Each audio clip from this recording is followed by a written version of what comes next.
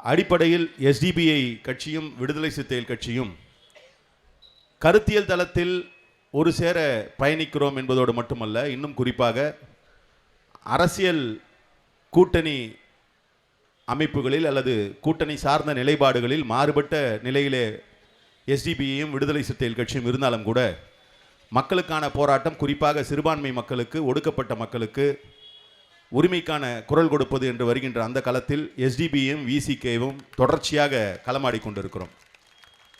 அதிலும் கூட மிக நுட்பமான ஒரு ஒற்றுமை என்னவென்று பார்த்தால், மேலெழுந்த வாரியாக பேசுபவர்கள் விடுதலை சிறுத்தைகள் கட்சி ஒடுக்கப்பட்ட மக்களுக்கான கட்சி, இன்னும் குறிப்பாக தலித் மக்களுக்கான கட்சி என்பதாக சுருக்கி பார்க்கின்ற பார்வையெல்லாம் முன்வைத்து அதனை பேசுகின்ற ஒரு சூழல் இருக்கிறது. ஆனால் விடுதலை சிறுத்தைகள் கட்சி என்பது அனைத்து தரப்பு மக்களும், இன்னும் குறிப்பாக தலித் அல்லாதவர்கள், இன்னும் குறிப்பாக சிறுபான்மை மக்களை கொண்டிருக்கக்கூடிய ஒரு இயக்கம்.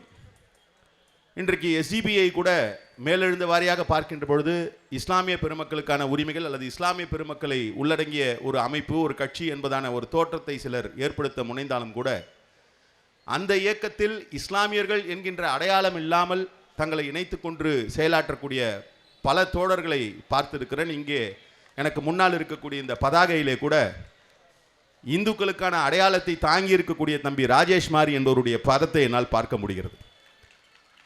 அதில் என்ன ஒற்றுமை என்று பார்த்தால், நீங்கள் உங்களுடைய கட்சியினுடைய பெயரிலே வைத்திருக்கக்கூடிய அந்த சொல்லாடல் social democratic party of India, இந்த டெமோக்ராட்டிக் என்கின்ற அந்த சொல்லாடல், ஜனநாயகம் என்பதை குறிக்கக்கூடிய அந்த டெமோக்ராட்டிக், டெமோ என்றால் மக்கள் என்று பொருள், மக்களை உள்ளடங்கிய ஒரு அரசியல், ஒரு கோட்பாடு, ஒரு தத்துவம், அதை தமிழிலே ஜனநாயகம் என்று சொல்கிறோம்.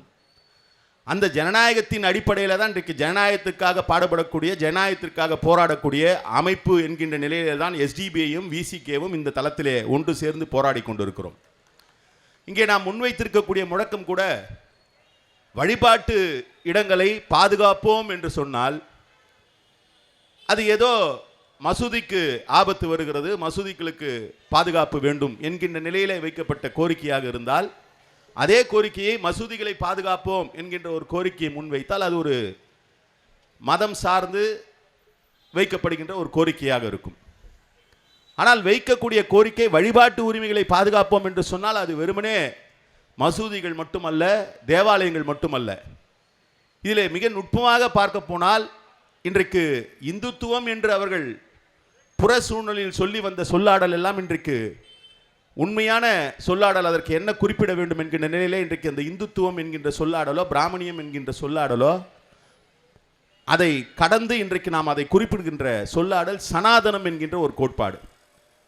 அடிப்படையில் இந்துக்களாக அறியப்படுகிறவர்கள் எல்லோருமே சனாதனவாதிகள் கிடையாது. அதுதான் அங்கே இருக்கக்கூடிய முக்கியமான வேறுபாடு. நான் சொன்னது மாதிரி இங்கே தம்பி ராஜேஷ் மாதிரி இருக்கவங்க தங்களை மத ரீதியாக இந்துக்கள் என்று அவர்கள் கருதினாலும் கூட, வெளிப்படுத்தினாலும் கூட, இந்துக்களாக இருப்பவர்கள் சனாதனவாதிகள் கிடையாது.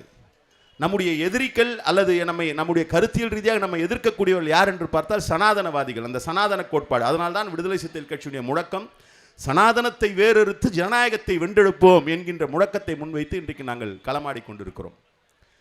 இன்றைக்கு 33 ஆண்டுகளாக இந்த சோதனையை, இந்த கொடுமையை மக்களிடம் கொண்டு போய் சேர்க்கக்கூடிய நிலையில், மக்களிடம் இதிலே நாம் சார்ந்திருக்கக்கூடிய நிலைப்பாட்டில் இருக்கக்கூடிய அறத்தை பேசுகின்ற இடத்திலே இருக்கிறோம்.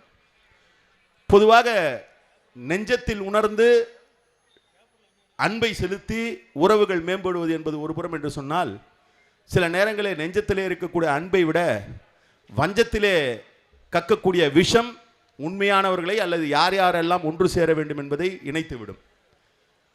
இன்றைக்கு பாபர் மசூதி இடிக்கப்பட்டது என்கின்றது, அந்த தேதி என்பது அவர்களாக குறித்து வைத்த தேதி. அவர்கள் குறித்து வைத்த தேதி புரட்சியாளர் அம்பேத்கருடைய நினைவு தினம் என்பதிலே தான் புரட்சியாளர் அம்பேத்கரும் புரட்சியாளர் அம்பேத்கருடைய பிள்ளைகளும் ஒடுக்கப்பட்ட மக்களும் சிறுபான்மை மக்களும் ஒன்று சேர்ந்து இருக்க வேண்டிய தேவையை நமக்கு உணர்த்தி இருக்கிறது அவருடைய வஞ்சம். அதுதான் அங்கே முக்கியமானது. இதிலே அவர்கள் வஞ்சத்தோடு இந்த தேதியை தேர்ந்தெடுக்கிறார்கள். ஆனால் அதிலே அவர்கள் நமக்காக சொல்லியிருக்கக்கூடிய செய்தி, யார் யாரெல்லாம் ஒன்றுபட்டு அவர்களை எதிர்க்க வேண்டும் என்கின்ற செய்தியை அவர்கள் பதிவு செய்ததன் அடிப்படையில் தான் இன்றைக்கு டிசம்பர் 6 பாபர் மசூதி தகர்க்கப்பட்டு இருக்கிறது. அதை அப்படித்தான் நாம் பார்க்க வேண்டும். ஆட்டை கடித்து மாட்டை கடித்து கடைசியிலே மனிதனை கடித்தான் என்று சொன்னது போல இங்கே பேசிய நம்முடைய தலைவர் தோழர் முபாரக் அவர்கள் கூட செய்தியாளரிடத்தில் பேசுகின்ற பொழுது காசியிலே மதுராவிலே பாபர் மசூதியை தொடர்ந்து இவர்களுடைய அயோத்தியை தொடர்ந்து இவருடைய கலவர திட்டத்தை இது போன்ற செயல் திட்டத்தை அவர்கள் நிகழ்த்துகின்ற செயல்பாடுகளை முன்னெடுத்திருக்கிறார்கள் என்பதை நம்மால் பார்க்க முடிகிறது என்று சொல்லிக் கொண்டிருக்கின்ற பொழுதே இன்றைக்கு பக்கத்திலே திருப்பரங்குன்றத்திலே அது போன்ற ஒரு முயற்சியிலே ஈடுபட்டு இருக்கிறார்கள். அன்றைக்கு பாபர் மசூதி இடிக்கப்பட்ட பொழுது விடுதலை சிறுத்தைகள் கட்சி தலைவர் அண்ணன் எழுச்சி தமிழர் வைத்த முழக்கம், எரிபடும் சேரிகளில் இடிபடும் மசூதிகளில் புறப்படும் விடுதலை சூறாவளி என்கின்ற முழக்கத்தை முன்வைத்தார். இன்றைக்கு அவர்கள் ஏற்ற நினைப்பது தீபம் அல்ல, அவர்கள் ஏதோ ஆன்மீக நிலையிலே ஒரு தீபம் ஏற்றுகிறோம் என்று கோரிக்கையை முன்வைக்கிறார்கள். ஆனால் அவர்கள் ஏற்ற நினைப்பது தீபம் அல்ல, அவர்கள் கையிலே வைத்திருப்பது கொல்லிக்கட்டை. அது எரிக்க நினைப்பது இந்த சமூகத்தில் இருக்கக்கூடிய சமூக அமைதியை, இங்கே இருக்கக்கூடிய ஜனநாயகத்தை எரிப்பதற்கான முயற்சியிலே அவர்கள் ஈடுபட்டு கொண்டிருக்கிறார்கள். இது மிக மிக முக்கியமான நெருக்கடியான காலகட்டம். இன்றைக்கு ஒரு புறம் நாம் இது போன்று நம்முடைய அறம் சார்ந்த நிலைப்பாடுகளை வெளிப்படுத்திக் கொண்டிருக்கின்ற பொழுதே தேர்தல் அரசியலிலே எஸ்ஐஆர் என்கின்ற படிவத்தை கொடுத்து அவர்கள் நிரப்புகின்ற பொழுது அந்த எஸ்ஐஆரை கொண்டு வந்ததனுடைய அடிப்படை கூட குடியுரிமையின் அடிப்படையில் ஒரு நடவடிக்கை மேற்கொள்ள வேண்டும் என்கின்ற நிலையில் அதை செயல்படுத்த முற்பட்டார்கள். அன்றைக்கு கூட அனைத்து கட்சி கூட்டத்தில் அது ஏதோ ஒரு அரசியல் ரீதியான நடவடிக்கை என்று சிலர் கருத்துக்களை முன்வைத்த பொழுது அந்த அவையிலே மிக ஆணித்தரமாக மிக தெளிவாக இது அரசியல் ரீதியான செயல்பாடு அல்ல, மக்களுடைய வாக்காளர் பட்டியலை திருத்துகின்ற பணி அல்ல, இது குடியுரிமை தொடர்பான ஒரு நடவடிக்கை என்பதை அங்கே தலைவர் எழுச்சி தமிழர்கள் மிக ஆணித்தரமாக பதிவு செய்தார்கள். இப்படி தொடர்ச்சியாக இவர்கள் செய்து வரக்கூடிய தாக்குதல்களை முறியடிப்பது அல்லது நாம் வைக்கக்கூடிய கோரிக்கைகளை முன்னெடுப்பது என்பது அரசியல் படுத்தப்பட்ட சமூகங்களாக ஒடுக்கப்பட்ட மக்களும் சிறுபான்மை மக்களும் மாறுகின்ற சூழலிலே தான் அது நிகழும் என்பதை நாம் மறந்துவிடக்கூடாது. இன்றைக்கு எண்ணிக்கை அளவிலே குறைவாக இருக்கக்கூடிய சனாதன சக்திகள் பல்வேறு நிலைகளிலே அவர்களால் சாதிக்க முடிகிறது அல்லது கொடுமைகளை நிகழ்த்த முடிகிறது என்று சொன்னால் அவர்கள் எங்கே இருந்தாலும் அவருடைய எண்ணங்கள் ஒரு சேர ஒன்றாக இருக்கிறது. ஒருத்தன் இங்கே அம்ஜிகரையில் இருக்கான், இன்னொருத்தன் அண்ணா நகரில் இருக்கான், இன்னொருத்தன் அமெரிக்காவில் இருக்கான், அலாஸ்காவில் இருக்கான். ஆனால் அந்த சனாதன சிந்தனை கொண்டவர்கள் எல்லாம் ஒரு சேர சிந்திக்கிறார்கள், ஒரு சேர இயங்குகிறார்கள். அவர்கள் மிக தெளிவாக அவர்கள் யாரை எதிர்க்க வேண்டும் அல்லது யாரை அழித்தொழிக்க வேண்டும் என்பதை முடிவு செய்வதில் மிக தெளிவாக இருக்கிறார்கள். ஆனால் எங்கே நமக்குள்ளே ஒரு மாறுபட்ட நிலை ஏற்படுகிறது என்று சொன்னால் அருகருகே பக்கத்திலே பக்கத்து வீட்டுக்காரர்களாக பக்கத்து தெருக்காரர்களாக பக்கத்து ஊருக்காரர்களாக இருக்கக்கூடிய நாம், அவர்களால் பாதிக்கப்படக்கூடிய நாம்,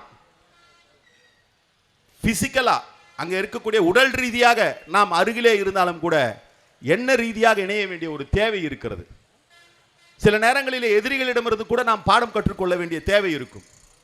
இன்றைக்கு ஆர்எஸ்எஸ் போன்ற ஒரு அமைப்பு, இன்றைக்கு ஆட்சி செய்வது பாரதிய ஜனதா கட்சி தான், பிரதமராக இருப்பது மோடி தான். பேரளவிலே அது கட்சி என்று சொன்னாலும் கூட அவர்களை இயக்குவது ஆர்எஸ்எஸ் என்பதை நம்மால் புரிந்து கொள்ள முடிகிறது. ஆர்எஸ்எஸ் என்பது நம்மை போன்று ஒரு அறிவிக்கப்பட்ட ஒரு அமைப்பாக இல்லை. அதில் இருப்பவர்கள் இன்னார் தான் இந்த பதவிகளில் இருக்கிறார்கள், இந்த பொறுப்புகளில் இருக்கிறார்கள் என்பதெல்லாம் இல்லை. ஆனாலும் அவர்கள் இயங்குகிறார்கள். நாம் இன்றைக்கு அவர்களை எதிரிகளாக நம்மால் உணர முடிகிறது. அவருடைய தாக்குதல்களை நம்மால் எதிர்கொள்ளக்கூடிய சூழலில் இருந்து கொண்டிருக்கிறோம். எப்படி அவரால் இயங்க முடிகிறது என்று சொன்னால் அந்த எண்ண ஒற்றுமை என்பது அவரிடத்தில் மிக அதிகமாக இருக்கிறது. அந்த எண்ண ஒற்றுமை ஒடுக்கப்பட்ட மக்களுக்கும் சிறுபான்மை மக்களுக்கும் தேவை என்பதை இந்த நேரத்தில் நாம் புரிந்து கொள்ள வேண்டும். ஒரு பக்கம் நாம் நம்முடைய உரிமைகளை வென்றெடுக்க வேண்டும், நம்முடைய பாதுகாப்பை உறுதி செய்ய வேண்டும் என்கின்ற பொழுது அதை செய்வதற்கான அடிப்படை அதுவாகத்தான் அமையும். இன்றைக்கு அவர்கள் சிறுபான்மை மக்கள் மீது, குறிப்பாக இஸ்லாமியர் மீது, கிறிஸ்தவர்கள் மீது, ஒடுக்கப்பட்ட மக்கள் மீது அவர்களுக்கு இருக்கக்கூடிய கோபம் அல்லது அவர்களுக்கு இருக்கக்கூடிய ஆத்திரம் அல்லது அவர்களுக்கு இருக்கக்கூடிய வேற்றுமை என்பதை கடந்து அவருடைய உண்மையான குறியீடு, நான் அதனால தான் சொன்னேன் யார் யார் சேரணும் என்பதை அவருடைய வஞ்சம் இன்றைக்கு முடிவு செய்திருக்கிறது. அவருடைய உண்மையான எதிரி புரட்சியாளர் அம்பேத்கர் அவர்கள் வகுத்து தந்த அரசியலமைப்பு சட்டம் என்பதை நாம் புரிந்து கொள்ள வேண்டும். இன்றைக்கு ஒரு பக்கம் குடியுரிமையை பாதுகாக்க வேண்டும் என்கின்ற முழக்கத்தை முன்வைக்கிறோம், மறுபுறம் வழிபாட்டு தலங்களை பாதுகாக்க வேண்டும் என்கின்ற முழக்கத்தை முன்வைக்கிறோம். மதம் தொடர்பான சுதந்திரம் அல்லது மதம் தொடர்பான முடிவுகளை எடுக்கக்கூடிய உரிமை தனிநபர்களுக்கு வேண்டும் என்கின்ற கோரிக்கைகள் முன்வைக்கிறோம். இப்படி ஒவ்வொரு கோரிக்கையாக தனித்தனியாக முன்வைக்கிறோம். ஆனால் இந்த ஒட்டுமொத்தமாக இந்த கோரிக்கைகள் அனைத்தையும் முன்வைக்கக்கூடிய ஒரே முழக்கம் என்னவென்று சொன்னால் அரசமைப்பு சட்டத்தை பாதுகாப்போம் என்கின்ற முழக்கம் தான் அது ஒன்று சேர்ந்த முழக்கமாக இருக்கும். அதை நாம் புரிந்து கொள்ள வேண்டும். இந்த அரசமைப்பு சட்டம் இருக்கின்ற வழிதான் இத்தகைய முழக்கங்களை கூட நம்மால் எழுப்ப முடியும் என்பதை புரிந்து கொள்ள வேண்டும். இந்த அரசமைப்பு சட்டம் ஒன்றுதான் அவர்களுக்கு எதிரி என்பதால் தான் இன்றைக்கு பல்வேறு நிலைகளிலே அவர்கள் நடவடிக்கைகள் எடுத்து வருகிறார்கள். எஸ்ஐஆர் கொண்டு வருவது ஒரு பக்கம் குடியுரிமை தொடர்பான நடவடிக்கை என்று சொன்னால், எஸ்ஐஆர் மூலம் அவர்கள் என்ன சாதிக்க முடியும் என்று சொன்னால், இன்றைக்கு பீகாரிலே சாதித்தது போன்று நாடு முழுவதும் பல்வேறு மாநிலங்களில் அவர்களால் வெற்றி அடைய முடியும் என்பதை நினைத்து பார்க்கிறார்கள். டீலிமிட்டேஷன் கொண்டு வருவதற்கு முயற்சி செய்தார்கள். ஏன் டீலிமிட்டேஷன் கொண்டு வர வேண்டும் என்று முயற்சி செய்தார்கள் என்று சொன்னால், இன்றைக்கு அவர்கள் பலகீனமாக இருக்கக்கூடிய தென் மாநிலங்களில் டீலிமிட்டேஷன் இன்றைய மக்கள் தொகை அடிப்படையில் கணக்கிடப்பட்டது என்று சொன்னால், தென் மாநிலங்களில் ஒரே ஒரு எம்பி இல்லைனா கூட ஒன்றிய அளவில் ஆட்சி அமைக்க முடியும் என்கின்ற நிலை இருக்கிறது. இப்படி பல்வேறு சூழலை உருவாக்குவதற்காக அவர்கள் முயற்சிப்பதற்கான அடிப்படை நோக்கமே, அடிப்படை காரணமே ஆட்சி அதிகாரத்தை கைப்பற்ற வேண்டும், இந்தியா முழுவதும் ஆட்சி அதிகாரத்தை கைப்பற்ற வேண்டும் என்பதை விட இன்றைக்கு இருக்கக்கூடிய அரசமைப்பு சட்டத்தை மாற்ற வேண்டும் என்று சொன்னால், இன்றைக்கு இருக்கக்கூடிய அரசமைப்பு சட்டத்தினுடைய நிலைப்பாட்டிலே இருந்துதான் அதை மாற்ற வேண்டும். இன்றைக்கு இருக்கக்கூடிய அரசியலமைப்பு சட்டத்தை மாற்ற வேண்டும் என்று சொன்னால் வெறுமனே மத்தியிலே இருக்கக்கூடிய பார்லிமெண்ட்ல அவர்களுக்கு போதுமான பலம் இருக்கிறது என்பதோடு நின்று விடக்கூடாது, மாநிலங்களவையிலே பலம் இருக்கிறது என்பதோடு நின்று விடக்கூடாது. மாநிலங்களில் அவர்களுக்கான வலிமை வேண்டும் என்பதை உணர்ந்திருக்கிறார்கள். அத்தகைய ஒரு வலிமையை வென்றெடுப்பதற்கான முயற்சியிலே ஈடுபட்டு கொண்டிருக்கிறார்கள்.